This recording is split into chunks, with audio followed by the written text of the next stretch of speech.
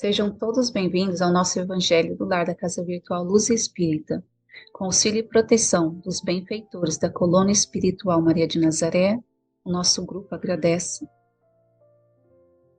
por nos receberem em seus lares. A nossa equipe está composta por mim, Cris, e pelo nosso irmão Ney, com a leitura do texto sobre a Páscoa, seguindo com seus comentários.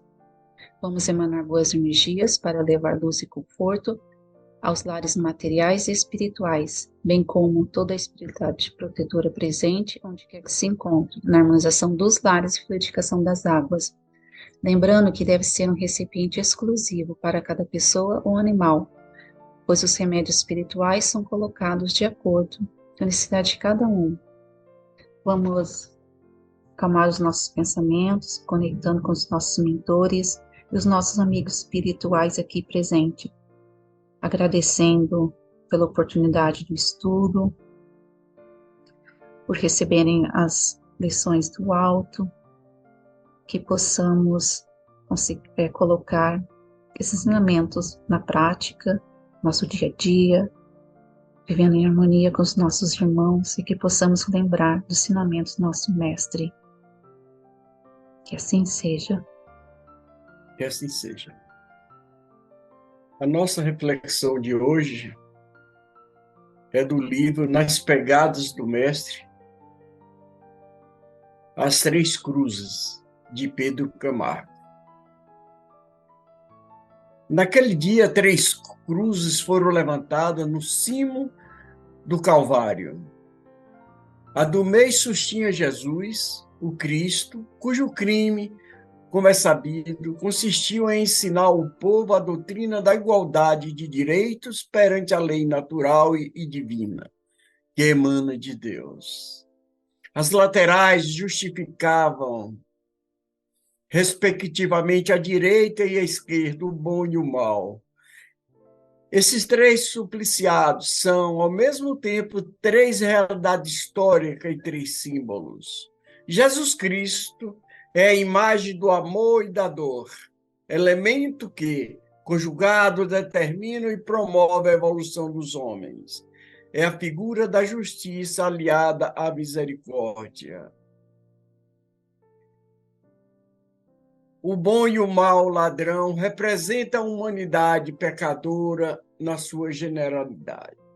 O primeiro reflete com admirável justeza os pecadores confessos, as almas simples compenetradas de suas faltas, que suportam o sofrimento e as angústias da existência com resignação e humildade, sem murmúrios nem revoltas, porque veem nessas vicissitudes o efeito das causas criadas por elas próprias. Crendo firmemente na justiça, tiram os preciosos ensinamentos das provações, cuja aspereza é amenizada pela maneira com que são recebidas. O segundo espelha com notória fidelidade os pecadores relapsos,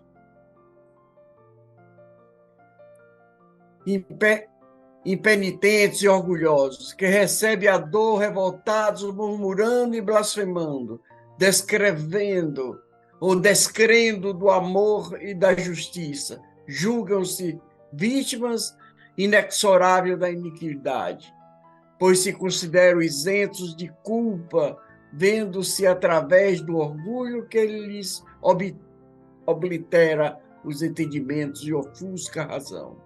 A humanidade compõe-se de Dimas e de Clestas e de Giestas, isto é, de pecadores humildes que, se reconhecendo culpado, fazem da cruz instrumentos de redenção, e de pecadores orgulhosos que murmuram e blasfemam continuamente, contorcendo-se e escabujando na cruz, que para eles não passa do que realmente é instrumento de suplício. A nossa reflexão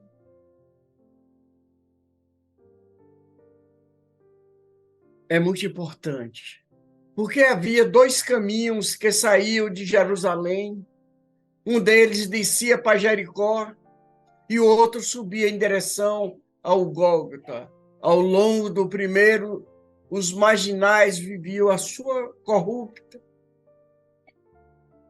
vida corrupta, roubando, violentando e aterrorizando os inocentes viajantes. Pois bem, meus irmãos, ao longo do segundo caminho, esses mesmos marginais pagavam o preço da sua vida errada, carregando uma cruz para serem mortos no topo da montanha, o lugar que era chamado Monte da Caveira, porque era ali que os delinquentes eram executados. Naquele tempo não existia maneira mais cruel e humilhante de se punir uma pessoa. Nem a moderna cadeira elétrica, a guilhotina ou a forca pode ser comparada com a desgraça e miserável sofrimento que suportava o marginal lá pendurado.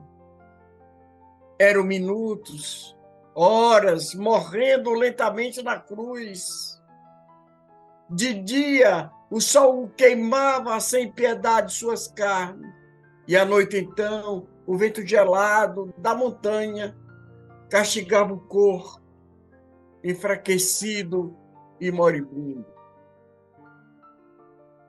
Pois bem, meus irmãos, a morte na cruz era o símbolo da morte do pecador, que vai morrendo lentamente, atormentado pelo sol da culpabilidade ou pelo frio gelado da consciência, sempre afligido e gritando interiormente: você não presta, você nunca conseguirá sair daqui.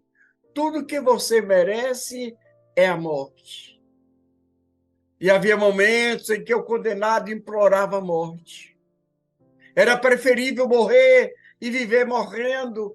Você já se sentia assim, ou nós já nos sentimos assim algumas vezes. Esmagado, achando que não vale nada.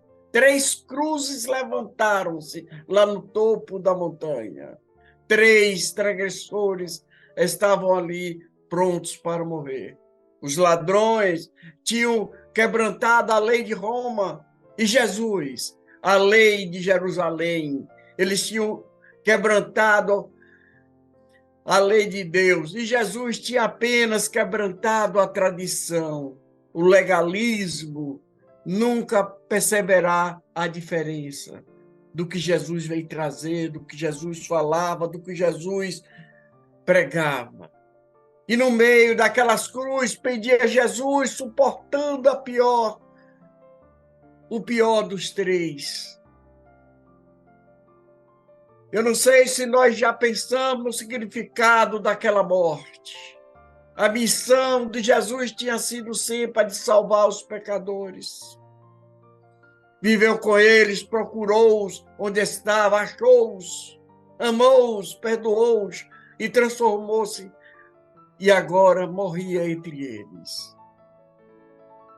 Jesus passou as últimas horas de sua vida na companhia dos pecadores.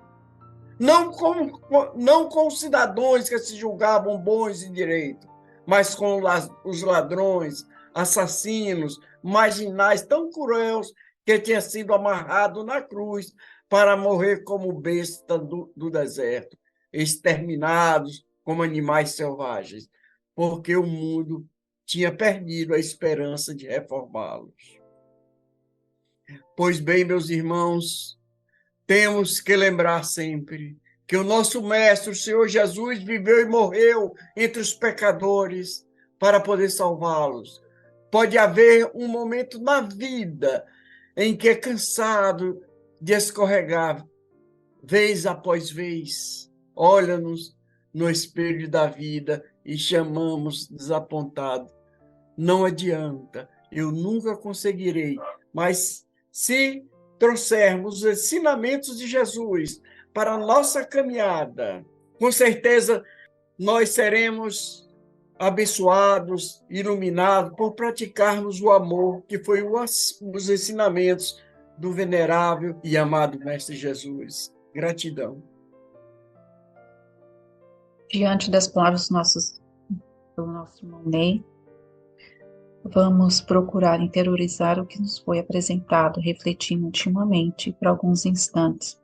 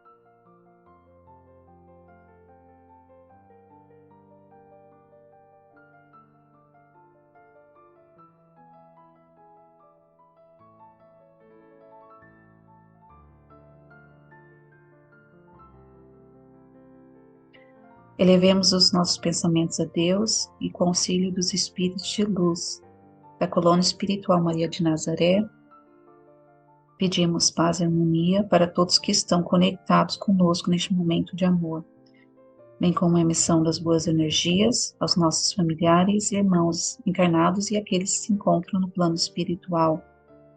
Pedimos ao nosso Senhor Jesus e aos guias espirituais, principalmente aos integrantes das correntes médicas do espaço, que coloquem nossas águas, os fluidos astrais, vitais e espirituais, a que cada um necessita, para curar todas as enfermidades físicas, emocionais e espirituais, proporcionando saúde, equilíbrio, vitalidade e forças no trabalho do bem.